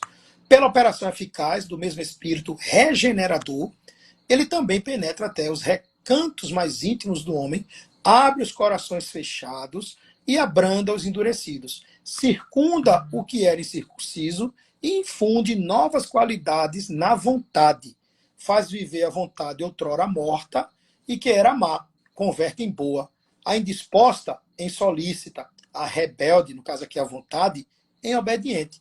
Ele muda e fortalece de tal maneira essa vontade que, assim como árvore boa, seja capaz de produzir fruto das boas obras. E aqui a gente tem Mateus, a citação, né? Capítulo 7, versículo 18, e há muitos outros textos que nós podemos citar. Né? Isso é interessante ter em mente. Pastor Madison, o senhor acabou de citar aqui catecismos e confissões, né? Essas três unidades de fé das igrejas reformadas, o catecismo de Heidelberg, a confissão belga e os cânones de Dort.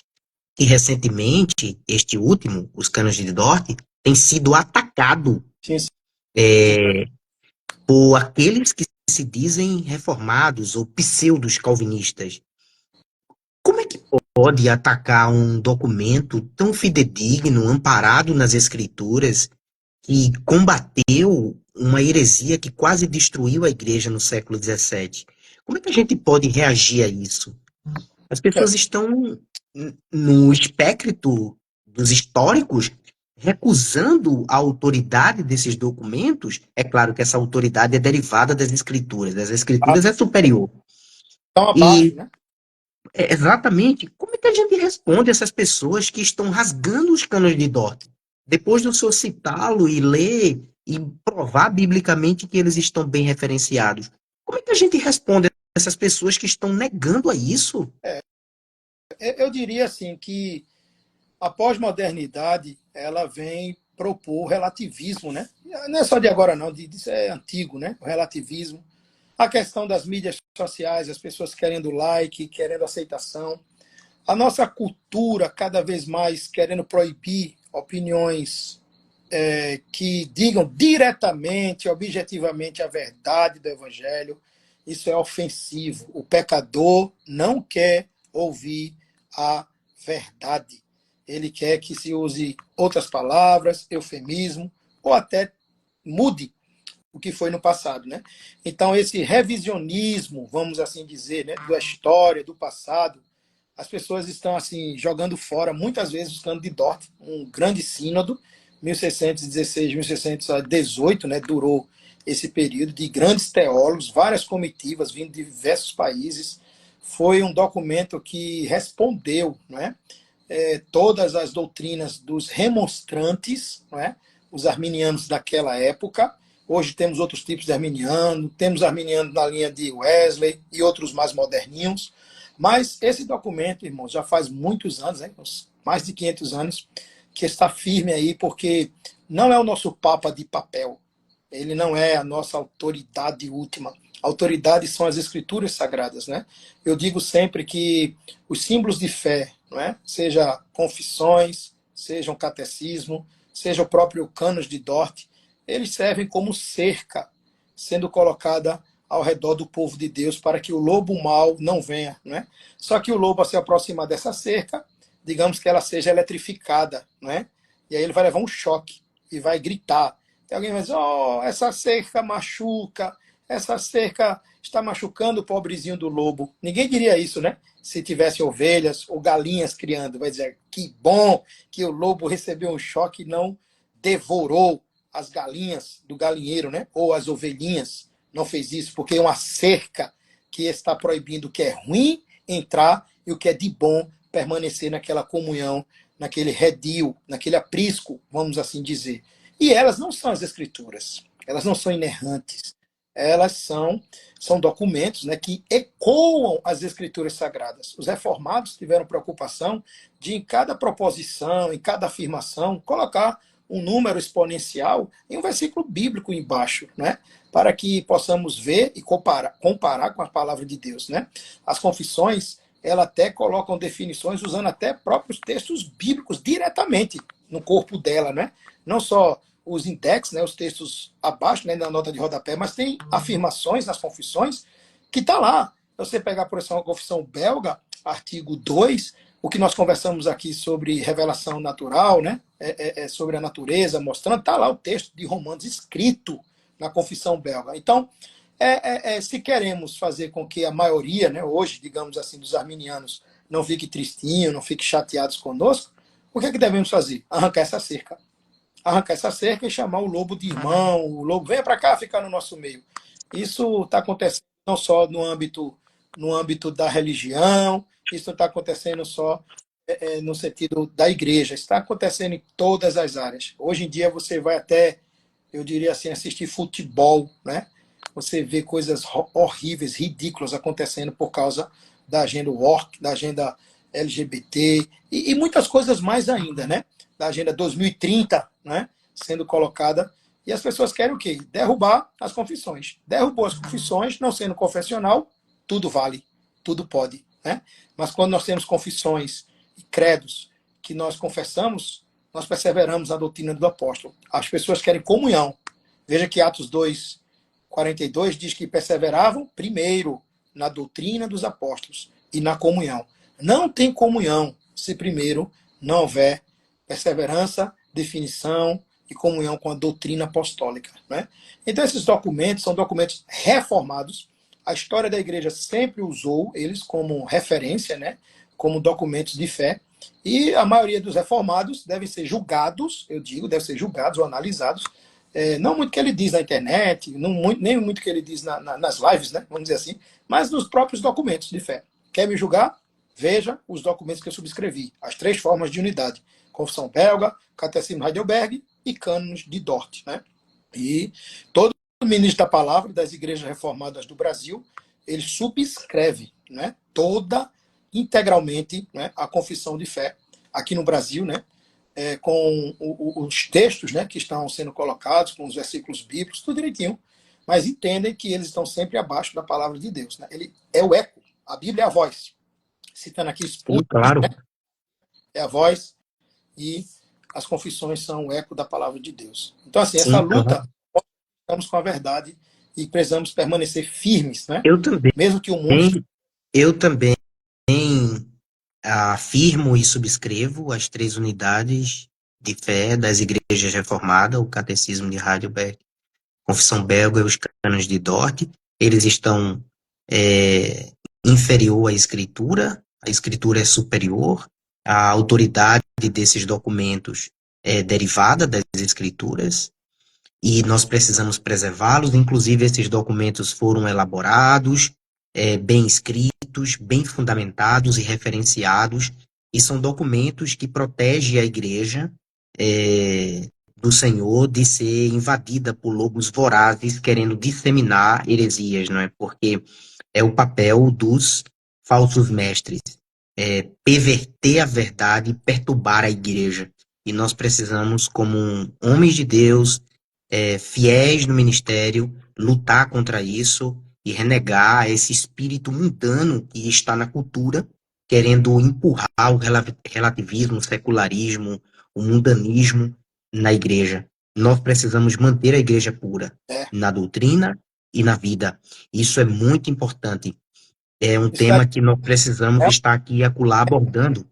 créditos com... Inclusive, eu, inclusive, eu fiz uma live recentemente com o pastor Ademir sobre os cânones de Dort, a rejeição bíblica do arminianismo e 5 pontos do calvinismo. E brevemente eu vou fazer uma live com o pastor Abraham de Graaf sobre a história e a teologia de Dort. É muito Sim, importante isso, né? Para que a gente possa entender a história e a teologia e a partir daí a gente ter uma base sólida para continuar pregando esse evangelho na igreja, porque o que se está vendo no Brasil hoje é uma desconstrução de tudo aquilo que a história da igreja nos legou e nós não podemos aceitar isso passivamente, isso. né? Assim, também, como pastores, isso ajuda até no trabalho pastoral, porque assim, já está tudo pronto. Eu não preciso chover no molhado. É uma fé que vem, ó, historicamente estruturada, testada, aprovada e vai seguindo cada ano. Por que eu vou tirar algo que está dando certo, né? Aquele ditado, não se mexe em time quando está dando certo, né? Isso ajuda o pastor. Nós não precisamos chover no molhado, nós não precisamos inventar a roda, nós precisamos voltar para as Escrituras e conhecer bem a nossa fé, a nossa doutrina e permanecer firme ali nessas verdades. Né? A igreja sempre ela trilhou em cima da palavra de Deus. Né? E sua doutrina estando resumida nas confissões reformadas. Né? Então, assim, pastor Ricardo, só para concluir, eu diria que esse problema hoje no mundo, em relação à doutrina da salvação, né, que a gente está discutindo hoje aqui, da graça irresistível, chamado eficaz, né, a vocação eficaz, isso é um problema não só do mundo, né, mas do próprio arminianismo presente. Eu diria que esse problema do entendimento das pessoas concernente esse tema de hoje não é soteriológico, não é um problema da doutrina da salvação. Isso aí é a consequência, tá certo? Na verdade, o grande problema é com a teontologia, com a doutrina do ser de Deus, seus atributos, né? De Deus. As pessoas não sabem quem de fato é Deus, e aí vem as deturpações da doutrina da salvação. Não deturpam só a doutrina da salvação, mas deturpam a doutrina dos homens, né? A antropologia. Vão deturpar, consequentemente, a doutrina do pecado, a martiologia. Ao tentarem resguardar e proteger o caráter santo de Deus, eles criaram um Deus impotente, um Deus fraco, um Deus não bíblico, um Deus que se tornou refém. Não é isso? Vamos dizer assim, que eles fizeram conforme as suas próprias imagens e semelhanças o seu Deus. Mas não é o Deus da Bíblia, né? Não é o Deus segundo as Escrituras. Então nós devemos nos humilhar diante desta verdade e defendê-la. E ficar com o que a Bíblia diz e as confissões também ensinar o povo. Né? As pessoas Sim, mudam claro. modismos, culto show, as coisas. Cada vez mais as pessoas estão querendo inventar um novo menu para a cristandade, né? Nós precisamos voltar às origens, né? Precisamos voltar às escrituras e ensinar o que já está posto aí, que muitos irmãos do passado foram ensinados, viveram muito bem a sua fé, a sua alegria nisso. Então nós não precisamos de modismos, mas precisamos voltar para as escrituras e ensinar o fundamental, a verdadeira fé, né? E termos assim uma pregação pura da palavra de Deus, uma administração séria dos sacramentos e o exercício da disciplina cristã, de acordo com a palavra de Deus, ela revela, não é isso? Pastor Madison, o chamado eficaz pode falhar? Claro que não. Só se quem chamou falhar. Essa foi a resposta do professor Russell Shedd, né? Ele tive o privilégio de tê-lo como professor e ele uma vez disse isso. E tem até agora esses cortes que fazem, né? No Instagram tem um dele dizendo isso aí. Salvação se perde, né? Aí ele vai dizer, vai depender de quem salvou. E agora eu fiz usando isso aí.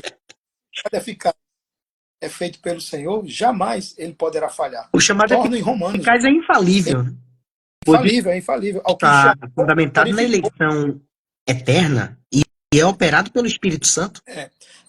Ali em Romanos é chamado de cordas, né? Alguns chamavam de corrente da salvação, mas a palavra corrente tem um termo um pouco pesado para alguns, aí colocou cordão dourado da salvação. Romanos 8, 28 a 30. Aos que conheceu, chamou, justificou, né? Tá lá, predestinou, tudo aquilo ali está ligado, um ao outro. Né? Se Deus chamou, ele vai glorificar. Podemos descansar nisso. E esse chamado eficaz nos chama para viver esta vida que o nosso coração foi transformado. Não tem eu fui chamado para. Sou salvo já, então vou ver em pecado. Mas nenhum texto fala sobre isso. Você vê Efésios diz que nos predestinou para sermos santos e irrepreensíveis. Pelo contrário, a árvore boa, que foi chamada, né, que foi justificada, ela vai produzir bons frutos. Não pode uma árvore boa produzir frutos maus. É o que Jesus disse, né? Verdade. Como o chamado eficaz se relaciona com a pregação do evangelho? Uhum. Porque, assim, como é que funciona isso? Nós vamos pregar a palavra de Deus de forma expositiva, sequencial, extraindo o sentido do texto, usando uma exegese hermenêutica e entregando ao povo de Deus as delícias da palavra de Deus. Então, de vez em quando, a gente vê o pessoal adotando aquela postura antiga de Finney, de fazer o apelo, de implorar que as pessoas venham. Isso é lícito? É bíblico isso? O pastor, ele, ao pregar, ele tem que fazer no final o apelo, implorar para o pecador aceitar Jesus? Como É, é que funciona isso? é, eu diria que o chamado eficaz ele é a maior motivação para se pregar o evangelho. Porque como crerão se não há quem pregue? O apóstolo Paulo disse isso. Então, ao subir no púlpito, todo pastor, ele deve subir sabendo que o que sairá da boca dele deve ser a palavra de Deus. Deve ser assim diz o Senhor. E esta palavra, como disse o profeta Isaías, ela não voltará vazia. O chamado eficaz, ela tem relação com a pregação, meu amado irmão, porque converte vidas. Pessoas são regeneradas, pessoas nascem de novo. A maior prova visível e objetiva é a igreja do Senhor. Você vê que tem igrejas que não fazem apelo, né? Que surgem quase mais de 200 anos atrás, com Finney, o apelo, né? Mas faz a convocação ao arrependimento, não é? As pessoas são chamadas a se arrepender e crer no Evangelho.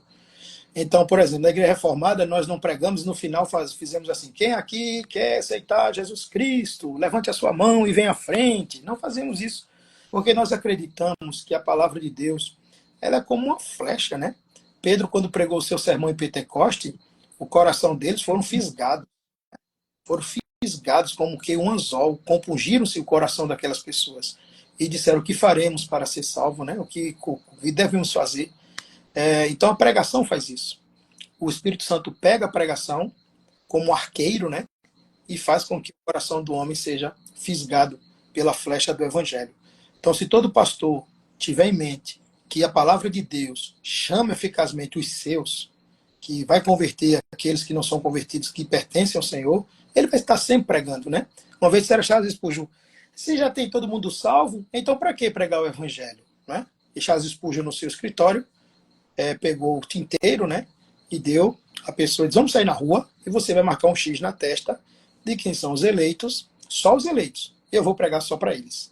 A pessoa diz: não, mas nós não sabemos quem são os eleitos. Aí, opa, por isso que Jesus Cristo disse: ide por todo o mundo, pregai o evangelho. Quem crê e for batizado será salvo. Quem não crê será condenado. Então, a pregação do evangelho, ela é uma espada de dois gumes. Quem crê, corta para o lado, será salvo. Quem não crê, será condenado.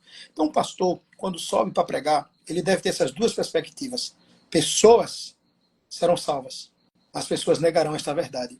E ao negar a verdade do evangelho também, essas pessoas serão julgadas pelo evangelho que elas negaram em vida. Entende? Então todo pastor deve subir no púlpito com essa consciência de proclamar fielmente o evangelho. Toda pregação é uma proclamação fiel do evangelho de Cristo. Deve ser uma proclamação fiel do evangelho de Cristo. Precisamos do evangelho todos os domingos, porque somos pecadores miseráveis e precisamos estar ouvindo sempre as boas novas do Evangelho do Senhor, né?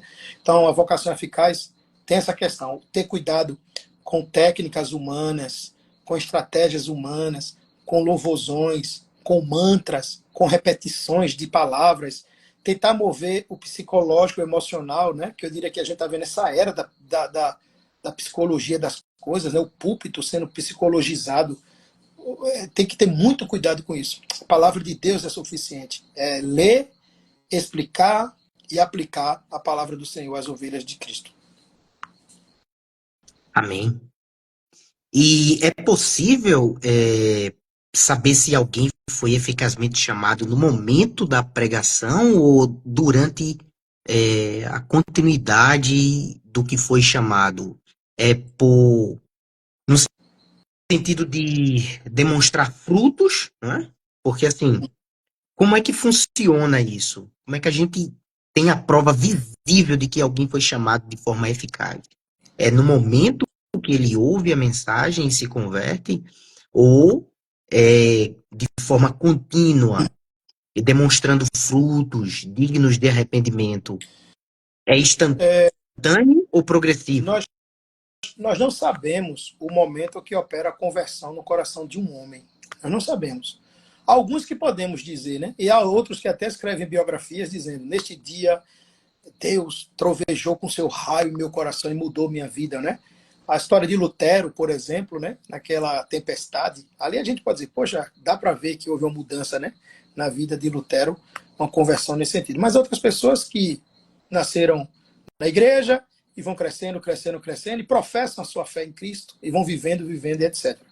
Então, assim, geralmente as pessoas que vêm de fora, né, assim, que não são do pacto, da aliança, que nasceram dentro da comunidade cristã, eu digo assim, mas que vão no domingo, digo na minha prática, no meu contexto, melhor dizendo, vem de fora e ouve a palavra e nunca foi cristão, nunca creu em nada, ou de outra religião.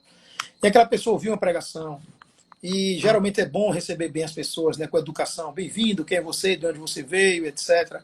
E essa pessoa vem outro domingo, vem outro domingo, vem outro domingo. Alguma coisa aconteceu. Alguma coisa aconteceu. Ninguém vai querer ouvir a palavra de Deus. Jesus disse, Jesus disse que só quem, o Evangelho de João diz que só quem ouve a palavra de Deus é quem é de Deus. E o nosso bom pastor Jesus Cristo disse que as ovelhas conhecerão a voz dele e seguirão a ele. Né? Não seguirão pastor, não seguirão presbítero, não seguirão diácono, seguirão a Cristo. Por isso precisamos pregar o Evangelho de Cristo. Né? Não é o Evangelho de igreja, não é o Evangelho de homens, mas o Evangelho bíblico. Então essas pessoas vindo, com certeza, elas vão se interessar, se envolver nas atividades da igreja, ela vai ter desejo de se envolver, sei lá, no almoço da igreja, ou procurar saber, pastor, como eu faço discipulado, ou, no nosso caso, catequese, né? A pessoa, poxa, está se interessando. Temos a prática de visitar as pessoas, né? Então, visitando essa pessoa, ele, talvez um casado, a esposa pode dizer, rapaz, ó, depois que esse meu marido foi para essa igreja aí, ó, a vida dele mudou da água para o vinho. E ela pensa que é a igreja, e nós sabemos que é o evangelho, entende? Então, assim, o poder da pregação do evangelho opera uma transformação na vida dele, que de fato, como nós vamos julgar o coração dele, como eu disse no início, levar para um laboratório? Não, é pelo fruto. Jesus disse, pelo fruto os conhecereis. Não é isso?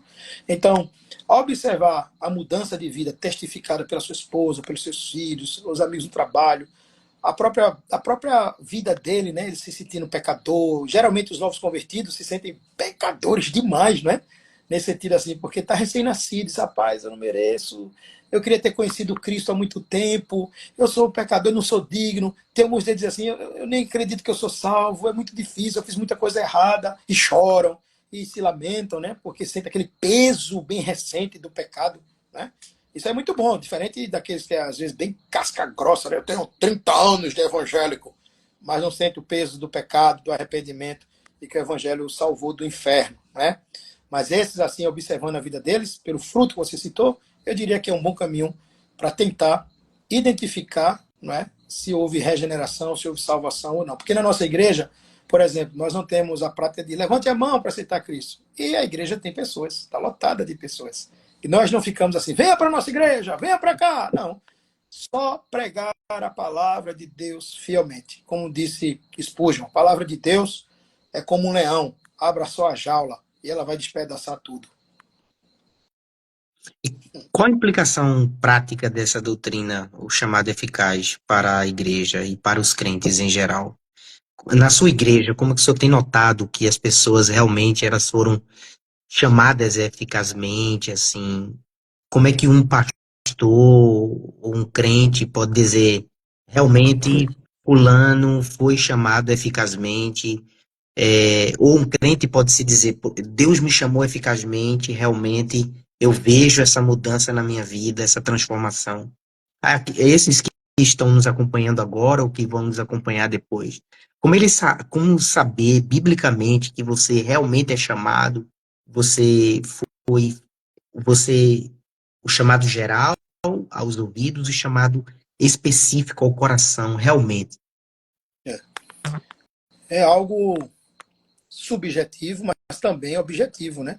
A Bíblia diz que é o Espírito de Deus testifica com o nosso coração que nós somos filhos de Deus, né? E o ser filho de Deus, eu diria que não é muito diferente da resposta que eu dei anterior, os frutos, né? Conhecereis pelos frutos. Então nós observamos o amor daquele cristão pela palavra do seu Senhor, o amor daquele cristão em falar com seu Senhor, que é a vida de oração, né?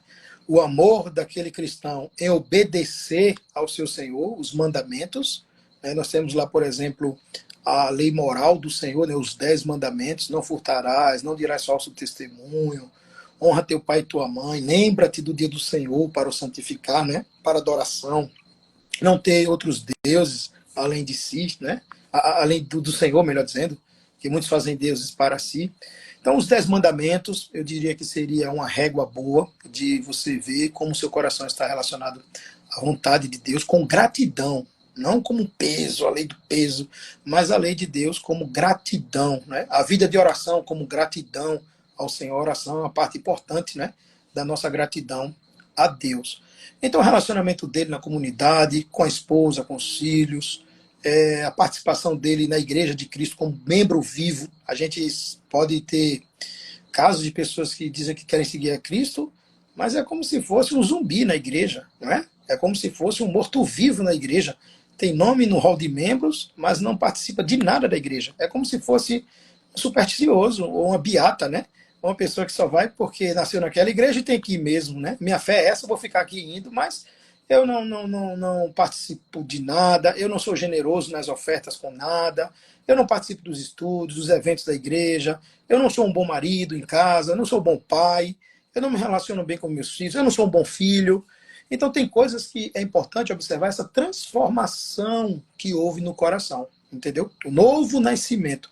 É quem está em Cristo, Paulo disse, nova criatura é. As coisas velhas passaram. Aí você pensa, as coisas velhas passaram na minha vida, né? Que Efésios fala lá que devemos nos despojar do homem velho, não é isso? Da mentira, devemos nos despojar do engano, devemos nos despojar de tantas coisas mais. Então as coisas velhas passaram, eis que tudo se fez novo. Então, um cristão que foi alcançado pela graça de Deus, ele deve ser grato ao Senhor, né? Eu fui chamado pelo Senhor, o Senhor me escolheu. A pessoa não fica dizendo assim, olha, domingo é igreja, vai para a igreja. Não, eu vou porque o meu amado Salvador morreu na cruz e ressuscitou ao terceiro dia, com poder e grande glória. O poder daquela sepultura que ressuscitou a Cristo está no meu coração. Há uma identidade, né, de poder de lá e de cá que nos conduz a servir, a adorar, a amar ao Senhor. Também você pode olhar as bem-aventuranças, né, no Novo Testamento. Bem-aventurados os pobres de espírito, bem-aventurados os pacificadores, bem-aventurados os misericordiosos, bem-aventurados os que choram, os que são perseguidos. Isso são textos bíblicos que vão falar da ética cristã, da vida do dia a dia, né? E, por último, tem vários, né? Mas eu posso citar aqui também a Epístola de Paulo aos Gálatas, capítulo 5, fruto do Espírito, né? Como está a minha vida? O amor, a paz, a longanimidade, a benignidade, a bondade, a fé, a mansidão, a temperança, o domínio próprio. É fruto que não é meu, é fruto do Espírito que opera na nossa vida. Então, se você já tem a raiz regenerada, né, justificados pela fé somente, essa árvore vai crescer e ela vai produzir esses frutos. Então, basta ao cristão olhar para isso. Claro, pode acontecer de você ser um cristão novo, imaturo, e até duvidar da sua salvação, duvidar da sua eleição. Isso acontece, aconteceu com muitas pessoas no caminho cristão, né? Na caminhada cristã, na peregrinação. Tem até um livro bom, Peregrino, né? Se você puder ler, indicar aqui, eu gostaria de indicar, eu gosto muito daquela alegoria de Jambúnia. Mas assim, você pode passar por esses momentos, mas confie na obra de Cristo, não confie nunca na sua obra. Quem lhe salvou é fiel, quem lhe salvou, ele virá lhe buscar. Cristo amou e se entregou pela igreja. E haverá um dia que este Cristo glorioso, que está sentado à direita de Deus Pai Todo-Poderoso, quando for o dia determinado pelo Senhor, o Senhor dirá a seu filho: vá buscar a amada igreja. E ele virá buscar esta amada igreja do Senhor Jesus Cristo. Ainda mesmo que o nosso coração nos condene, a Bíblia diz que maior é Deus do que todas as coisas. Então, às vezes, a sua dúvida pode ser até do seu próprio pecado, da sua incredulidade. Mas crê no Senhor Jesus Cristo, será salvo tu e tua casa. Amém, pastor Madison. Glória a Deus. Excelente, excelente esse momento juntos, conversando sobre esse assunto incrível, bíblico. Eu realmente fui extremamente impactado Para e mim também. desde já eu quero agradecer a Deus pela sua vida, pelo seu ministério. É, desde que eu lhe conheci até hoje, tem realmente sido uma bênção para mim. Que Deus lhe conserve assim. É, pretendo um dia conhecer Alagoas Ah, e principalmente quando vir Maragogi. nos visitar, é um prazer tê-lo aqui conosco, viu? É só um Seria, prazer.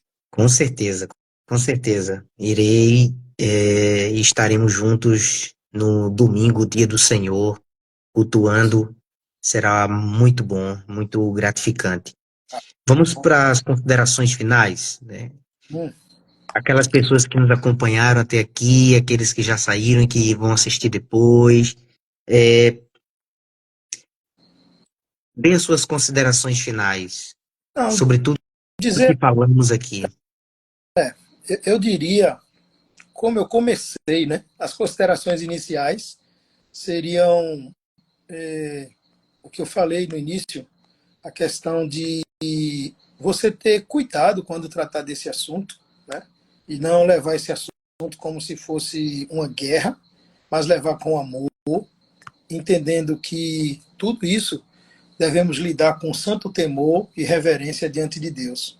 Eu vejo às vezes muitos calvinistas da jaula, né, na internet, brigando e só querendo ver quem ganha, quem está com a razão, quem é melhor, quem defende melhor, e às vezes termina os dois perdendo, né?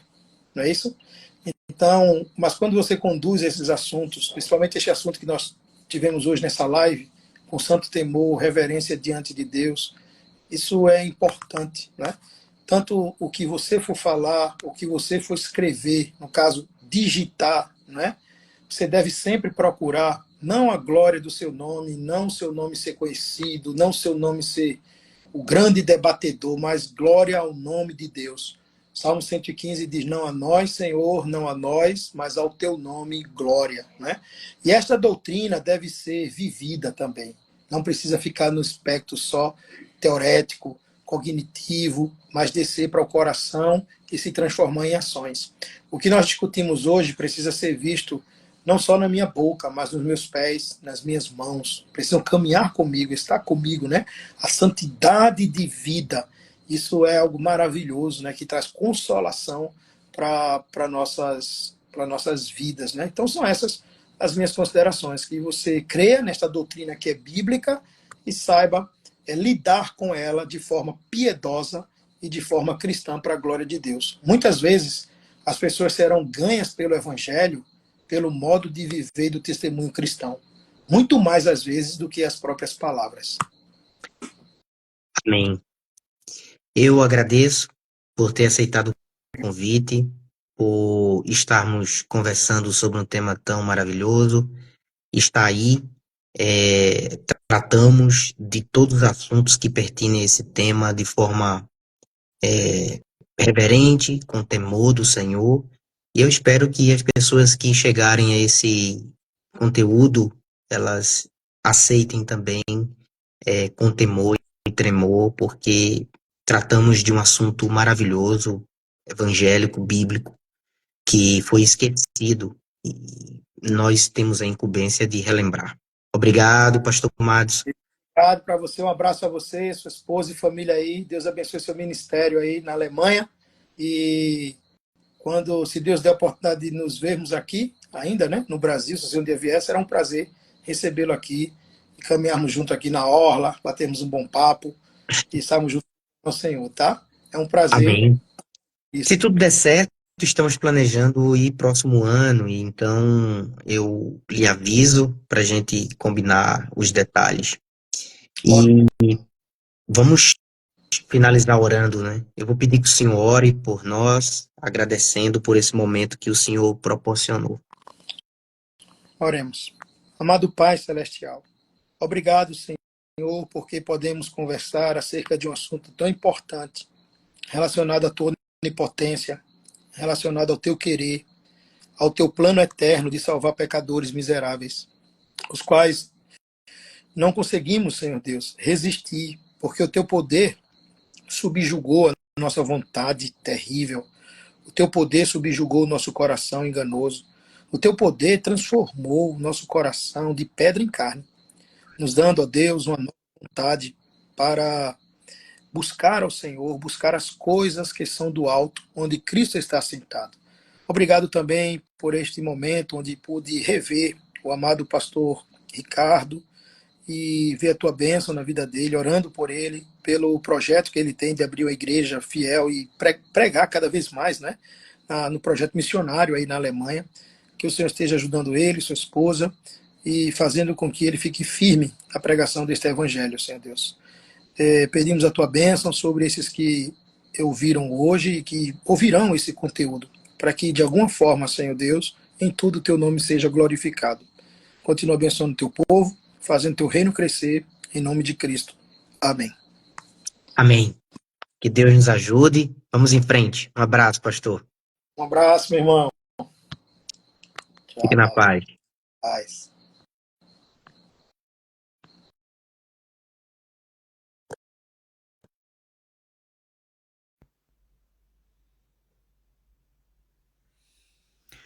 Olá, pessoal. Boa tarde. Tudo bem com vocês? Sejam bem-vindos à nossa live sobre as doutrinas da graça, o chamado irresistível de Deus. Nós temos hoje um convidado muito especial, o pastor Madson Marinho, pastor da Igreja Reformada em Maragogi, Alagoas. Ele vai estar aqui conosco conversando sobre esse tema muito importante na teologia reformada, o chamado irresistível de Deus. E vamos dar início à nossa conversa sobre esse tema importante na teologia reformada.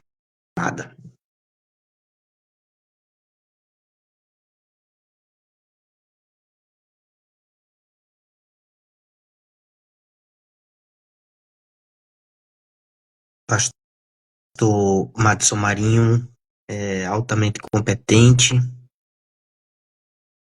e vai nos ajudar a entender esse assunto com mais profundidade.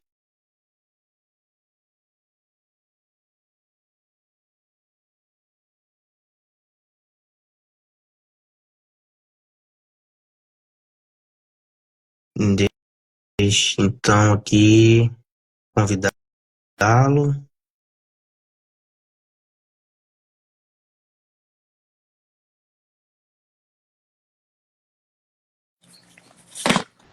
Está aí, pastor Madson Opa, Marinho. Boa tudo bem? Deixa eu tarde, limpar. graça e Boa paz. Tudo tarde. bem? Tudo bem. Deixa eu só limpar um pouco a câmera aqui, tá embaçada. É jogo rápido. Tá? Deixa eu ver aqui.